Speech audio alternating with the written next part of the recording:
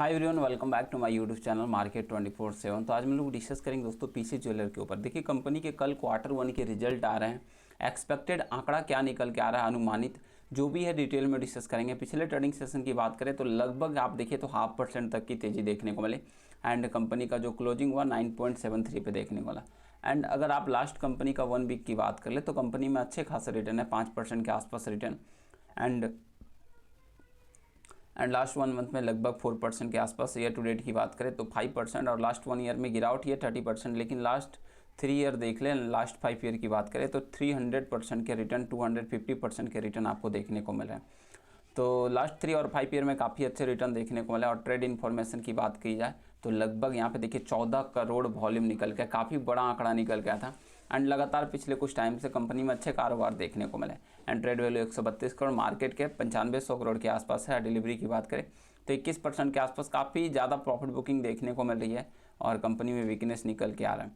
आगे ले चलते हैं आंकड़े के ऊपर। और यहाँ से अगर आप बात करो तो 1 अगस्त को अपडेट निकल गया था। कंपनी ने बताया कि कंपनी का बोर्ड मीटिंग है। कब? तो यहाँ पे आप देख सकते हो कि board of director of the company will held on Monday को कंपनी मीटिंग कर रही है 10 अगस्त 2024 and consider and approve the unaudit standalone consolidated financial result. तो कंपनी यहाँ पर क्या करेगी, क्वार्टर के रिजल्ट जारी करेगी for the quarter ended 30 June 2026। और अदर ऐसे कोई अपडेट निकल के नहीं आया। ट्रेडिंग भी ओपन कर दिया जाएगा 48 घंटे बाद। तो यहाँ पर कंपनी ने डिविडेंड के रिगार्डिंग अपडेट तो ऐसा कुछ निकाल के नहीं दिया, आने शुरू हो चुके। प्रमोटर की बात कर ले तो 38% की होल्डिंग एंड मार्च से नीचे ही गया। और एफआईज ने भी बिकवाली ही एक तरह से की। यहाँ तो आपको खरीदारी देखने को मिलेगा, लेकिन जब इसमें मई का आंकड़ा आया था अप्रैल का तो उसमें 13% एफआईज की होल्डिंग हो गई थी। लेकिन फिर एफआईज ने बिकवाली भी की और डीआईज ने भी बिकवाली की और पब्लिक के पास 45% की होल्डिंग देखने को मिल रही है।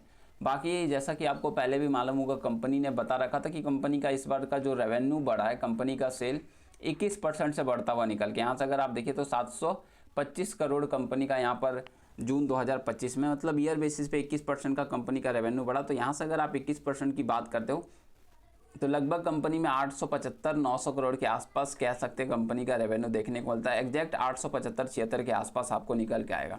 और देख सकते हो काफ़ी अच्छा कंपनी ने किया। और जैसे ही कंपनी ने बिजनेस अपडेट निकाल के दिए थे तो कंपनी में एक बड़ी तेज़ी भी देखने को मिली थी, एक अच्छी खासी तेज़ी निकल के आई थी।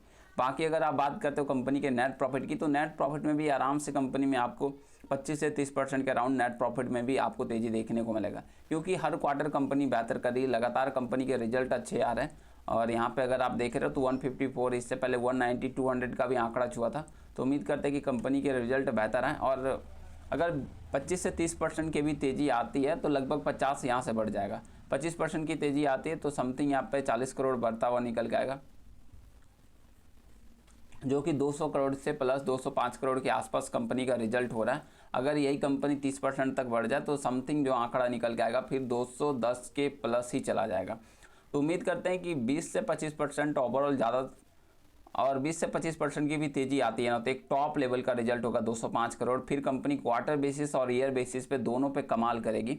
एंड फिर मंडे को कंपनी में एक बड़ी तेज़ी का इंतजार हम लोग कर सकते हैं। फिर कंपनी में एक अच्छी खासी तेज़ी। बाकी देखिए कंपनी में अप डाउन लगा हुआ है और पिछले कुछ 1 साल से बात करें तो एक टाइम पे 15 रुपये के आसपास कंपनी आ गई थी, लेकिन फिर से कंपनी में काफ़ी ज़्यादा गिरावट देखने को मिले। और लास्ट 3 ईयर की बात करोगे तो कंपनी ने काफ़ी ज़बरदस्त प्रॉफिट कमाने का भी मौका दिया। एक टाइम पे कंपनी 4 रुपये पहले भी थी, देख सकते हो 4 रुपये के आसपास, और कहाँ कंपनी 18 तक जाती है, फिर गिरकर 14, 13, 12 के नीचे चली आती है, फिर कंपनी 16, 17 तक जाती है। और इसके बाद जो कंपनी में करेक्शन है तो गिरावट ही देखने को मिले।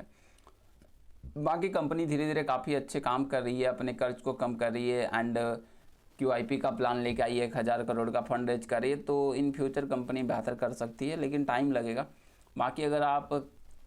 बाकी यहाँ से देखें तो जुलाई के आंकड़े निकल के आ रहे हैं, जिसमें जुलाई में काफ़ी बड़ी बिकवाली देखने को मिली। मोतीलाल ओसवाल के द्वारा 3%, देन बंधन के द्वारा 30% के आसपास। तो काफ़ी बड़ी बड़ी फंड यहाँ पे बिकवाली के 3 फंड के आंकड़े हैं, तीनों फंड ने यहाँ पे एक तरह से कि बिकवाली करते हुए निकल के जुलाई में।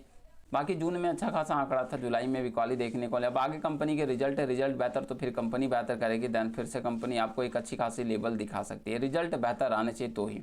और जैसे कंपनी ये 10 का लेवल ब्रेक करती है तो फिर आने वाले टाइम में फिर से आपको 11 से 12 तक की लेवल दिखाएगी, बट रिजल्ट बेहतर आना चाहिए। और रही बात कंपनी के डिविडेंड को लेकर तो यहाँ से आप देख सकते हो किस तरह से कंपनी ने डिविडेंड दिया है। 4%, 15%, 15% ये पहले दिया करती थी। लगभग हम लोग बात करें 2015, 16, 17, 18 में, तो काफ़ी लंबा टाइम बीत चुका है। पहले कंपनी के अच्छे खासे नेट प्रॉफिट 500, 400 करोड़ आते थे, अब फिर से कंपनी का प्रॉफिट 700, 600 हो चुका है। तो उम्मीद करते हैं कि कंपनी अपने निवेशक को डिविडेंड दे, आगे चलकर कंपनी बेहतर करे। देखिए डिविडेंड आता है तो कुछ बड़े इन्वेस्टर भी खींचे चले आते हैं, ज़बरदस्त खरीदारी होती है, दैन कंपनी में पॉजिटिव एक तरह से कह सकते हैं। बाकी कम पैसा निकलना तो नहीं है। तो देखते हैं क्या कंपनी का रहता है, 4% या आगे चलकर कब कंपनी डिविडेंड देती है। मिलते हैं नेक्स्ट वीडियो में। Thanks for watching. जय हिंद, जय Bharat. Please share, subscribe and like.